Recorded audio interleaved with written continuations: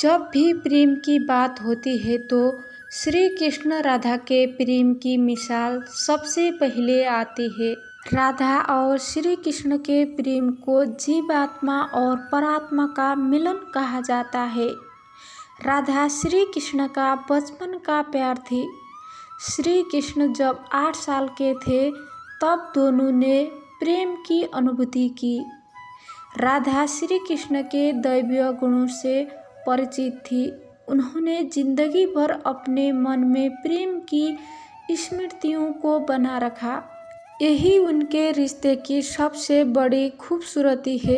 कहा जाता है कि श्री कृष्ण को केवल 2 ही चीजें सबसे ज्यादा प्रिय थी। ये दोनों चीजें भी आपस में एक दूसरे से गहराई से जुड़ी हुई थी। बांसुरी और राधा। श्री कृष्ण की बांसुरी की धुन ही थी जिसने राधा श्री कृष्ण की तरफ खींच चली गई। राधा की वजह से ही श्री कृष्ण बांसुरी को हमेशा अपने पास ही रखते थे। भले ही श्री कृष्ण और राधा का मिलन नहीं हो सका, लेकिन उनकी बांसुरी उन्हें हमेशा सूत्र में बांधे रही। श्री कृष्ण के जितने भी चित्रण मिलते हैं उनमें बांसुरी जरूरी रहती है। बांसुरी श्री कृष्ण के राधा के प्रति प्रेम का प्रतीक है। वैसे तो राधा से जुड़े कई अलग अलग विवरण मौजूद है, लेकिन एक प्रचलित कहानी नीचे दी गई है। भगवान श्री कृष्ण से राधा पहली बार तब अलग हुई थी जब मामा कंस ने बलराम और श्री कृष्ण को आमंत्रित किया। वृंदावन के लोग ये खबर सुनकर दुखी हो गए। मथुरा जाने से पहले श्री कृष्ण राधा से मिले थे। राधा श्री कृष्ण के मन में चल रही हर गतिविधि को जानती थी। राधा को अलविदा कहकर श्री कृष्ण उनसे दूर चले गए।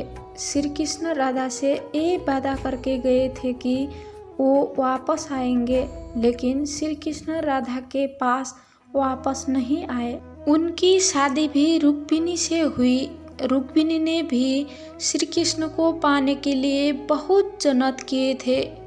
श्री कृष्ण से विवाह के लिए वो अपने भाई रुक्मी के खिलाफ चली गई। राधा की तरह वो भी श्री कृष्ण से प्यार करती थी। रुक्मिणी ने श्री कृष्ण को एक प्रेम पत्र भी भेजा था कि वो आकर उन्हें अपने पास ले जाए। इसके बाद ही श्री कृष्ण रुक्मिणी के पास गए और उन्हें शादी कर ली। श्री कृष्ण के वृंदावन छोड़ने के बाद से ही राधा का वर्णन बहुत कम हो गया। राधा और श्री कृष्ण जब आखिरी बार मिले थे तो राधा ने श्री कृष्ण से कहा था कि भले ही वो उनसे दूर जा रहे हैं, लेकिन मन से श्री कृष्ण हमेशा उनके साथ ही रहेंगे। इसके बाद श्री कृष्ण मथुरा गए और कंस और बाकी राक्षसों को मारने का अपना काम पूरा किया। इसके बाद प्रजा की रक्षा के लिए श्री कृष्ण द्वारका चले गए और द्वारकाधीश के नाम से लोकप्रिय हुए। जब श्री कृष्ण वृंदावन से निकल गए तब राधिका की जिंदगी ने अलग ही मोड़ ले लिया था। राधा की शादी एक यादव से हो गई। राधा ने अपने दाम्पत्य जीवन की सारी रस्में निभाई और बूढ़ी हुई, लेकिन उनका मन तब भी श्री कृष्ण के लिए समर्पित था। राधा ने पत्नी के तौर पर अपने सारे कर्तव्य पूरा किए।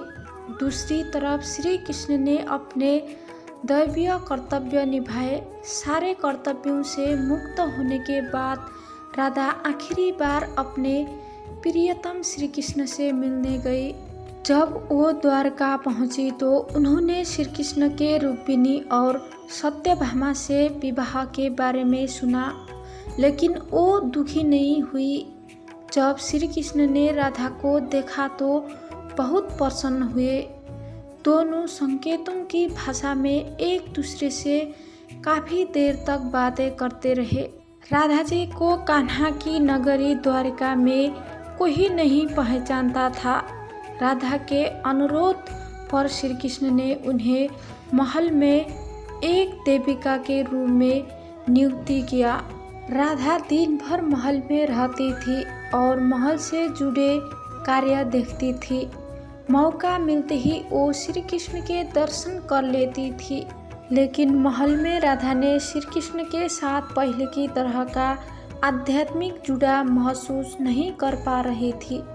इसलिए राधा ने महल से दूर जाना तय किया।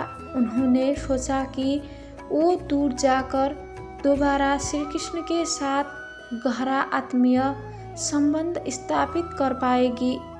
उन्हें नहीं पता था कि वो कहाँ जा रही है, लेकिन भगवान श्री कृष्ण जानते थे। धीरे धीरे समय बीता और राधा बिल्कुल अकेली और कमज़ोर हो गई। उस वक्त उन्हें भगवान श्री कृष्ण की आवश्यकता पड़ी। आखिरी समय में भगवान श्री कृष्ण उनके सामने आ गए। श्री कृष्ण ने राधा से कहा कि वो उनसे कुछ मांगे, लेकिन राधा ने मना कर दिया। श्री कृष्ण ने दोबारा अनुरोध करने पर राधा ने कहा कि वो आखिरी बार उन्हें बांसुरी बजाते देखना चाहती है। श्री कृष्ण ने बांसुरी ली और बेहद सुरीली धुन में बजाने लगे। श्री कृष्ण ने दिन रात बांसुरी बजाई जब तक राधा आध्यात्मिक रूप से श्री कृष्ण में विलीन नहीं हो गई। बांसुरी की धुन सुनते सुनते राधा ने अपने शरीर का त्याग कर दिया। हालांकि भगवान श्री कृष्ण जानते थे कि उनका प्रेम अमर है, बावजूद वो राधिका की मृत्यु को बर्दाश्त नहीं कर सके। श्री कृष्ण ने प्रेम के प्रतीकात्मक अंक के रूप में बांसुरी छोड़कर झाड़ी में फेंक दी। उसके बाद से श्री कृष्ण ने जीवन भर बांसुरी या कोई अन्य वादक यंत्र नहीं बजाया। वीडियो पसंद आई हो तो हमारे चैनल को लाइक और सब्सक्राइब करना ना भूलें। जय श्री कृष्ण।